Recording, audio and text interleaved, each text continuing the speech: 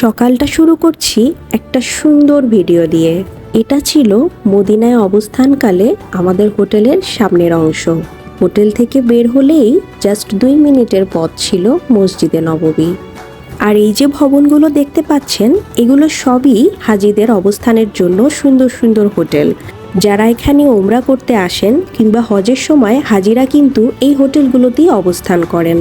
আর ওই যে দেখা যাচ্ছে আমাদের হোটেল।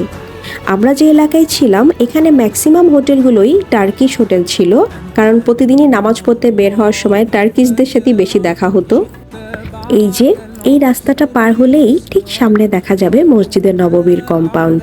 আর এইটুক পথের মধ্যেই ম্যাক্সিমাম হোটেলের গ্রাউন্ড ফ্লোরগুলোতে দেখা যায় টি কর্নার আছে, কফি কর্নার আছে, জুস বার আছে। ভালোই লাগে।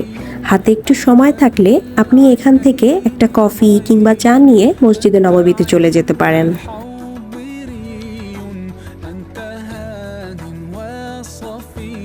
দেখতে দেখতে ঠিক 2 মিনিটের মাথায় এই যে চলে এলাম মসজিদে নববীর কম্পাউন্ডে।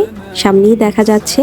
আর এই যে পাশে দেখতে পাচ্ছেন, এখানে বসে আপনি চা কিংবা কফি খেতে পারেন। এই জায়গাটা খুবই সুন্দর।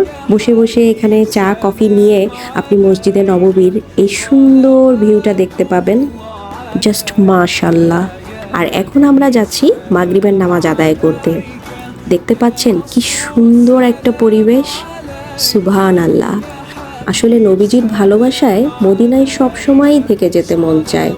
নবীজি নিজে এই শহর ভালোবেসে দোয়া করেছেন এবং আল্লাহ তাআলা সে দোয়া কবুলও করেছেন। নবীজি আল্লাহ তাআলার কাছে দোয়া করে বলেছিলেন, হে আল্লাহ, আপনি মক্কায় যে বরকত দান করেছেন তার দ্বিগুণ বরকত মদিনায়ও দান করুন। এজন্যই হয়তো মদিনায় গেলে একটা পরম শান্তির পরশ পাওয়া যায়।